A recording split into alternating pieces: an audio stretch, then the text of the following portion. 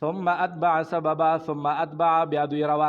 روان شو ذوالقرنین سببا فبلل ربان دی ورفسې شو حتی تر دې پورې اذا بلغا چې کله دی ورسېدو بین السدین د دوو غرونو منځ ته وجد من دونهما وی مندل من دونهما د هغې دواړو غرونو مخې ته قوما داسې قوم لا یکادون چې نږدې نه وه قریبه نه وه یفقهون قولا چې دوی پوه شوي په خبره باندې قالو وی دوی په واسطه د جب په واسطه د ترجمان یا ذا القرنین ذوالقرنین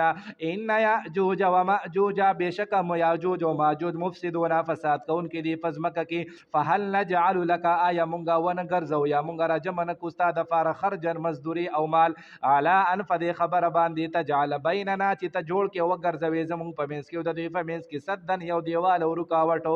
قال ما مکنی قال ذوالقرنین وی ما مکنی هغه چې کم طاقت او قدرت راکړې ما ته الله تبارک وتعالی ربي رب زما خیر هغه ډېر غوره دی فاعینوني تاسو زما امداد او مدد وکړئ بقوة فقوت سره فافراد سره فسړو سره اجعل بینکم و بینهم ردما چې زه وګرځوم او جوړ کړم ستاسو د دوی په منځ کې یو مضبوط دیوال او بند آتوني راتله وکئ تاسو راوړئ تاسو ماته زبر الحدید هغه ټوکړې د وسپنو غټې غټې ټوکړې د وسپنو سره حتی تر دې پورې اذا ساوا چې کله دی برابر کو بین الصدفین په منځ د هغه دوو غرونو کې یو دیوال یې برابر کو نو قال ذوالقرنین وی انفخو تاسو فوکې وکئ په دې کې یعنې بیا لو وسپنه پې واچول او بیا پې فوکې پکې وکئ حتی تر دې پورې دا جعله نارا چې وګرځېدو دغه وسپنه لره اور وسپنه مکمل لمبه شوه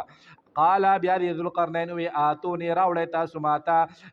او فرغ چې زه واړوم علیه په هغې باندې قطرن هغه تانبه ولې کړې شوي فمستطاعو او بیا دوی وی چې دوی به طاقت نه لري دا یاجوج و ماجوج ځکه دیوال برابر شو مضبوط شو نو طاقت نه لري دا یاجوج و ماجوج ان یظهروه چې راوخیږي په دې باندې ومستطاعو او نه دوی طاقت لري له د هغې دپاره نقبن د سوري کولو ځکه دا مضبوط دیوال دی د اوسپنې دی او تانبه پیدا